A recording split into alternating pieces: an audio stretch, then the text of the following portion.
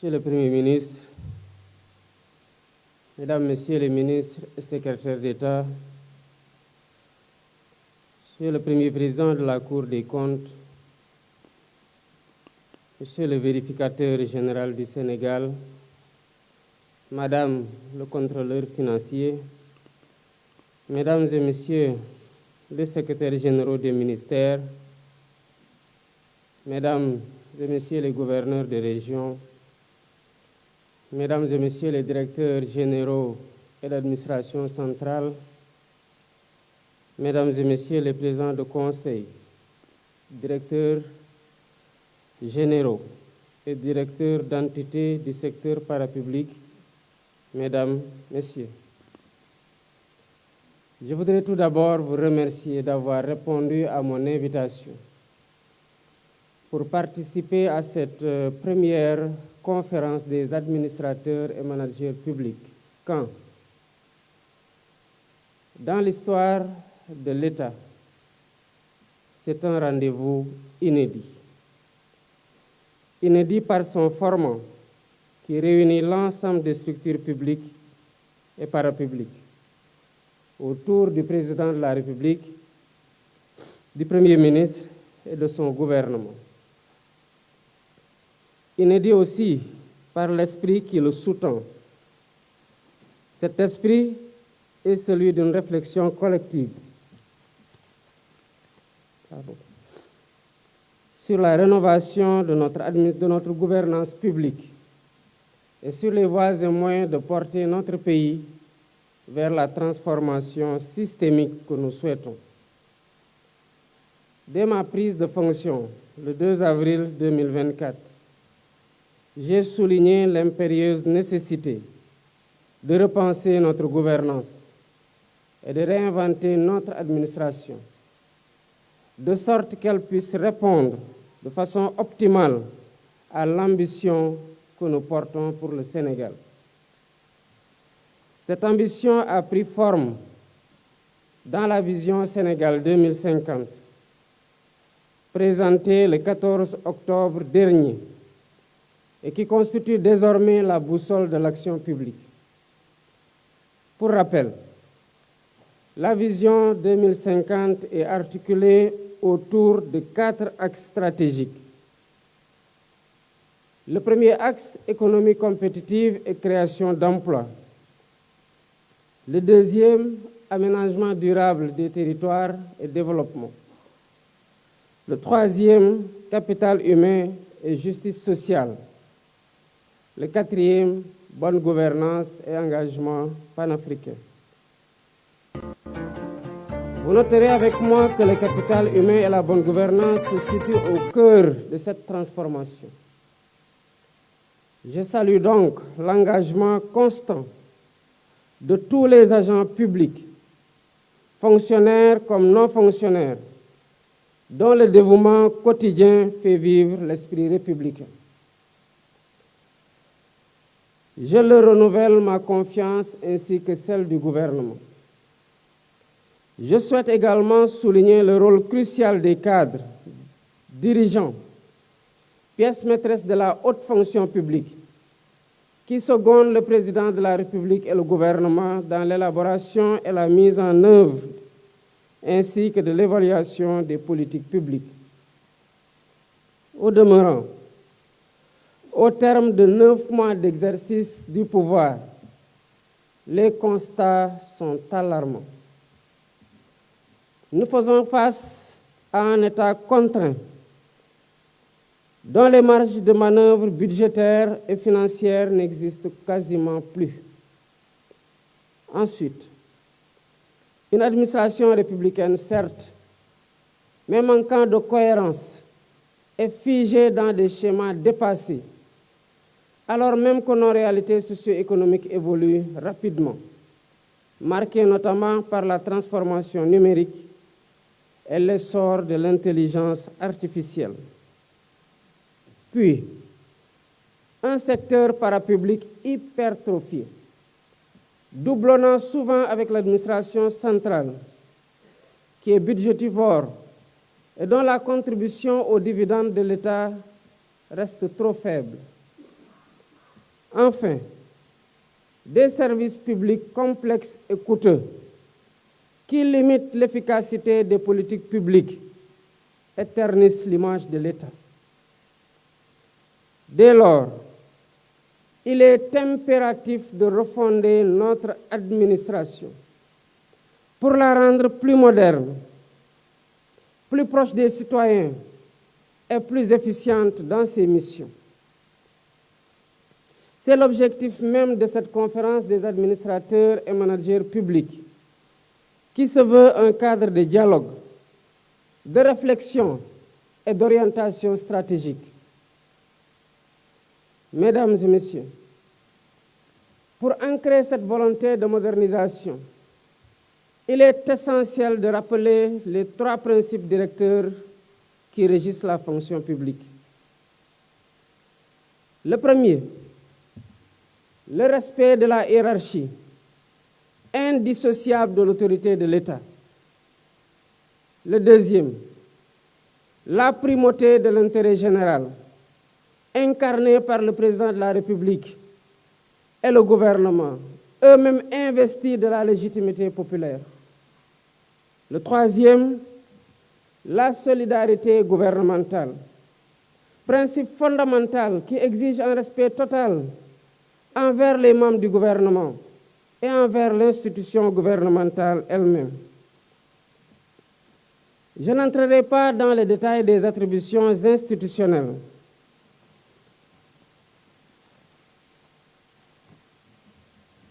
Qui sont clairement énoncées par la Constitution.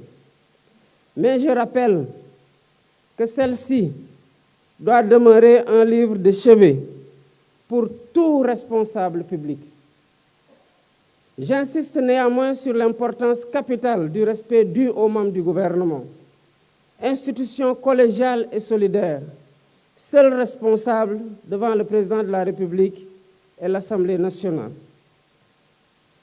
Par voie de conséquence, les dirigeants des administrations centrales et des entités du secteur parapublic relèvent de l'autorité du Premier ministre, lui-même chef de l'administration, et des ministres et secrétaires d'État.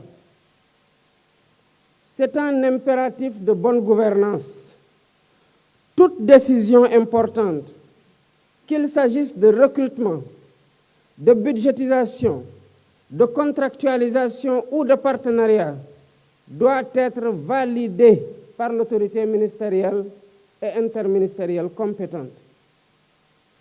À cet égard, je renouvelle ma confiance totale et mon soutien indéfectible au Premier ministre et à l'ensemble du gouvernement.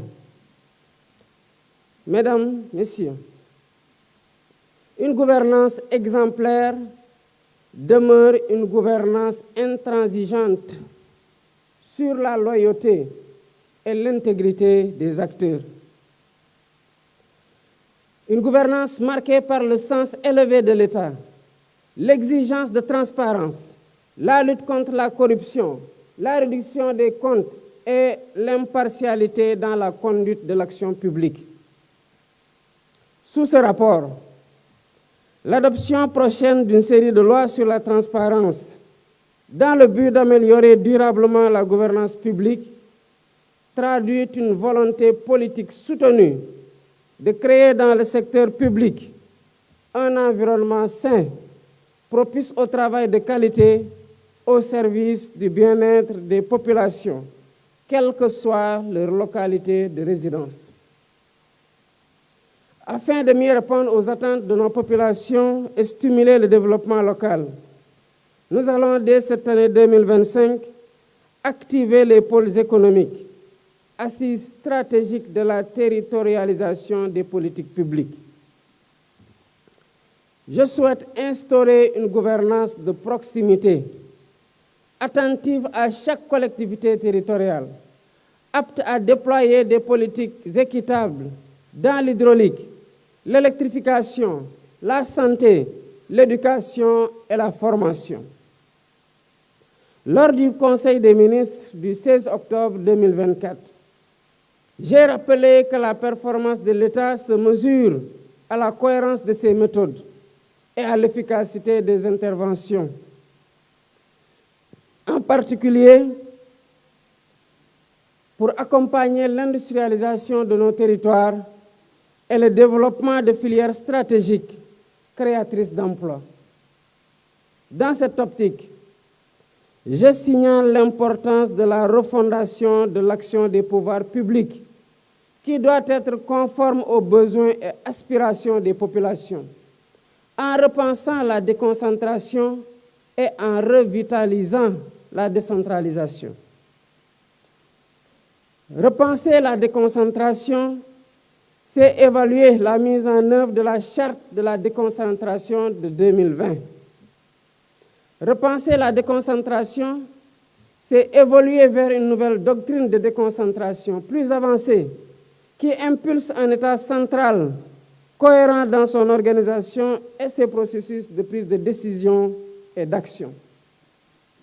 Repenser la déconcentration, c'est développer un État territorial performant, mieux coordonné avec ses services, restructuré et optimisé, dirigé par des autorités administratives, gouverneurs, préfets, sous-préfets, autorités administratives davantage responsabilisées et évaluées annuellement sur la base d'objectifs assignés.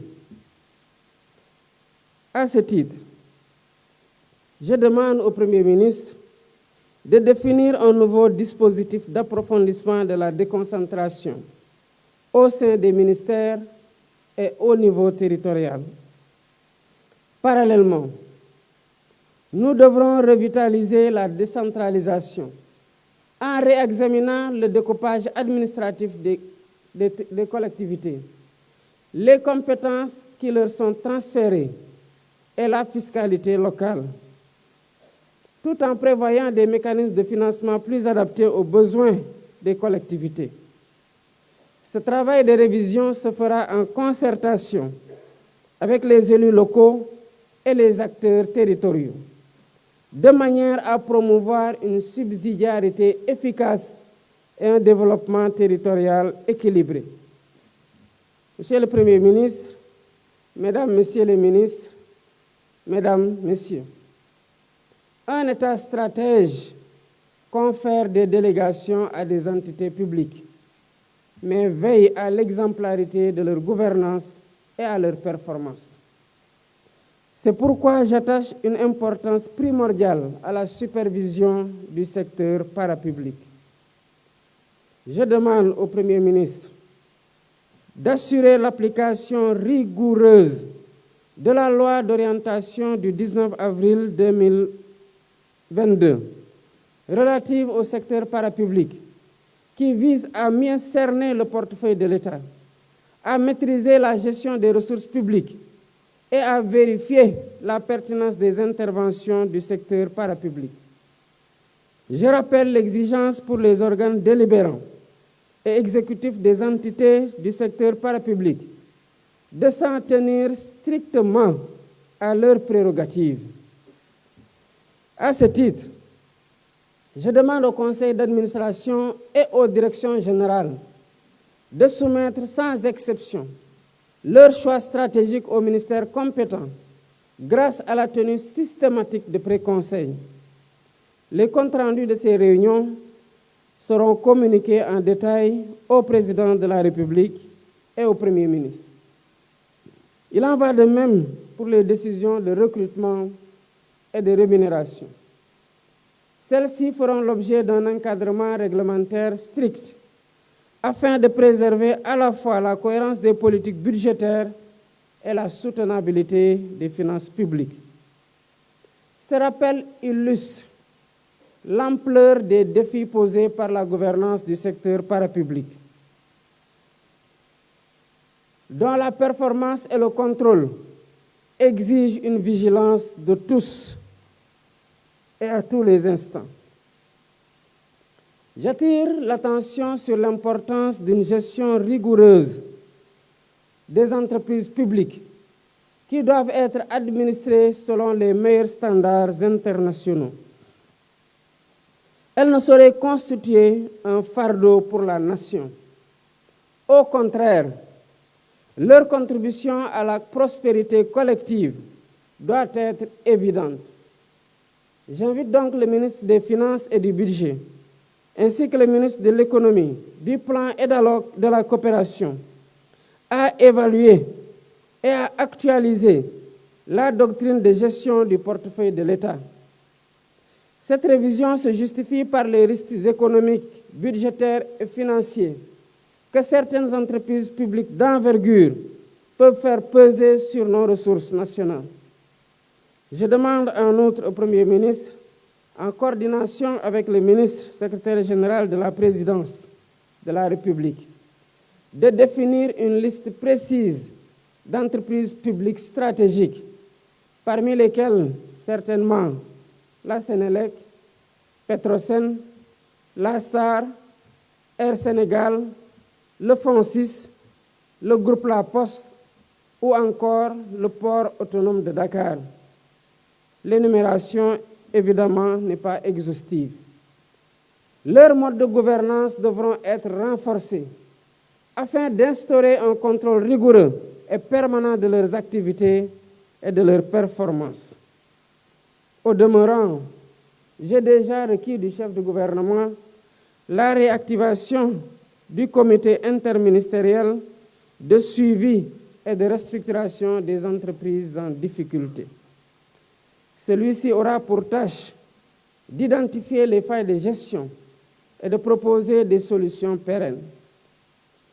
Le Premier ministre engagera également une évaluation minutieuse des agences d'exécution et structures analogues, dont certaines dupliquent les missions de l'administration centrale tout en grevant le budget de l'État. Dans le même ordre d'idées, j'ai demandé que soit élaboré un cadre législatif encadrant les autorités administratives indépendantes. Leur action et leur mode de gestion ne peuvent plus échapper au contrôle de l'État central. Monsieur le Premier ministre, Mesdames, Messieurs les ministres et secrétaires d'État, chers participants, bien entendu, je n'ai pas évoqué ici l'ensemble des constats, des acquis, des difficultés et des perspectives. Toutefois, nous partageons un socle commun, à savoir le primat de l'intérêt général, la culture du service public et le sens élevé des responsabilités. C'est l'esprit Jubal Jubanti de la lettre du 8 avril 2024 que j'ai adressée à chaque agent de l'administration du Sénégal. Nous avons également un consensus inaltérable à entretenir, c'est le sens des responsabilités. D'où cette priorité que j'attache à l'encadrement supérieur de l'État et de ses démembrements. Un système d'appel à candidature pour certains postes de responsabilité sera bientôt opérationnel. Nous l'avons déjà enclenché d'ailleurs ce processus au niveau de la Commission nationale des droits de l'homme. Mesdames et Messieurs les dirigeants responsables des structures publiques et parapubliques, le rôle que vous jouez dans la conduite de l'État requiert un engagement total, une loyauté absolue, une déontologie exemplaire et une intégrité à toute épreuve. Il exige aussi une parfaite connaissance de l'organisation de l'État et de ses procédures, notamment celles régissant la commande publique. Sur ce dernier point, j'ai déjà reçu du Premier ministre le projet de création d'une agence nationale de centralisation de la commande publique. Notre objectif est de rationaliser les dépenses de l'État et d'améliorer nos marges de manœuvre budgétaires dans le cadre d'un assainissement durable et d'une gestion vertueuse de nos finances publiques. C'est ensemble que nous parviendrons à construire une gouvernance de souveraineté, une gouvernance de solutions, une gouvernance de résultats. Dans cette dynamique et sous la coordination du ministère des Finances et du Budget et sous la supervision du Premier ministre, je vous demande de finaliser les lettres de politique sectorielle dans chaque ministère et d'instaurer une culture du dialogue de gestion tant au sein qu'entre les ministères. Cette démarche est essentielle pour renforcer l'efficience et produire des résultats concrets dans le délai fixé à chaque entité. J'en appelle aussi à la généralisation du management de qualité dans l'ensemble des structures publiques et parapubliques. Nous devons faire progresser la culture de la qualité et viser la certification systématique de nos procédures, qu'elles soient simples ou complexes. Telle est la condition pour garantir la continuité de l'État qui dépasse les régimes et les personnes au pouvoir. Le temps est également venu d'accélérer la transformation numérique de nos administrations. La dématérialisation des formalités et leur accessibilité simplifiée représentent des gages de transparence et de bonne gouvernance. Je demande donc au Premier ministre, chef de gouvernement, de lancer la réforme cruciale des systèmes de gestion des finances publiques en intégrant les systèmes d'information financière de l'État. Le 24 février 2025, je lancerai le New Deal technologique. Il nous permettra de bâtir un service public moderne, agile et tourné vers l'avenir. Parallèlement, j'encourage le gouvernement à faire de l'innovation publique un levier d'efficacité et un vecteur de communication, à l'image du récent Govaton. C'est dans cet esprit que dès le début de mon mandat, j'ai décidé de la création à la présidence de la République d'un bureau d'intelligence et de prospective économique.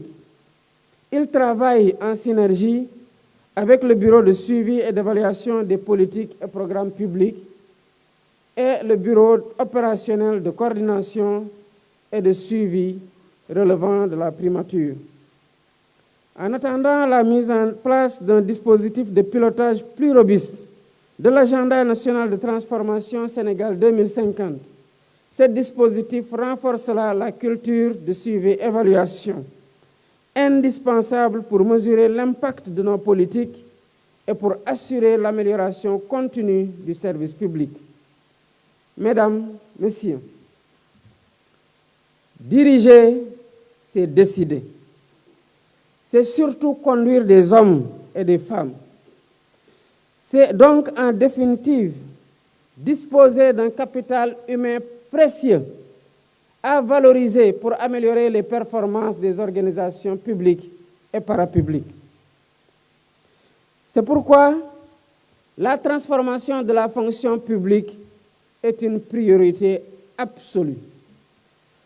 Nous devons replacer l'usager et le citoyen au centre de nos préoccupations. Nous devons également faciliter la mobilité des agents et résister aux tendances corporatistes. Nous devons enfin engager un examen réfléchi de nos grilles de rémunération, améliorer la formation initiale et continue des agents et repenser nos écoles nationales de formation. Je demande donc au Premier ministre de me proposer un programme ambitieux de transformation de la fonction publique, incluant la réforme des écoles de formation spécialisées ainsi que des formations et recrutements à l'École nationale d'administration. Je l'invite en outre à promouvoir une fonction publique d'emploi ouverte et inclusive, avec la généralisation des fiches de poste et où la contractualisation pour certains postes de direction sera une réalité. Au demeurant, le bien-être au travail constitue un impératif de motivation et d'efficacité. Le Premier ministre veillera à une gestion rigoureuse de l'immobilier public, à l'amélioration du cadre de vie dans les administrations et à un usage optimal des équipements informatiques et des services numériques qui seront préalablement validés par le ministère en charge du numérique. Monsieur le Premier ministre, Mesdames, Messieurs les ministres et secrétaires d'État, Mesdames, Messieurs, la marque de l'État, c'est sa capacité à décider. Quant à l'administration, sa marque réside dans sa force d'action, à travers la mise en œuvre d'une vision approuvée par le suffrage du peuple souverain. Je ne saurais clore mon intervention sans saluer la qualité de notre administration et sa prodigieuse faculté d'adaptation, même dans les périodes de profonde réorganisation. Je sais pouvoir compter sur l'enthousiasme et la mobilisation de chacune et de chacun pour redresser le pays et pour bâtir un État au plus près des populations et à la hauteur des défis de notre époque. Je félicite le Premier ministre et le gouvernement et l'ensemble des personnalités présentes ici et leur renouvelle mon soutien et mon appui. Cette première édition de la conférence des administrateurs et managers publics, qui deviendra une rencontre annuelle à thème, constitue un moment d'introspection et de convergence. C'est un séminaire gouvernemental élargi où nous affinons notre vision et harmonisons notre compréhension des missions qui nous incombent et des règles qui gouvernent notre action. Je vous souhaite une journée féconde, riche en réflexions et en propositions de grande valeur. Je déclare ouverte la conférence des administrateurs et managers publics et vous remercie de votre aimable attention.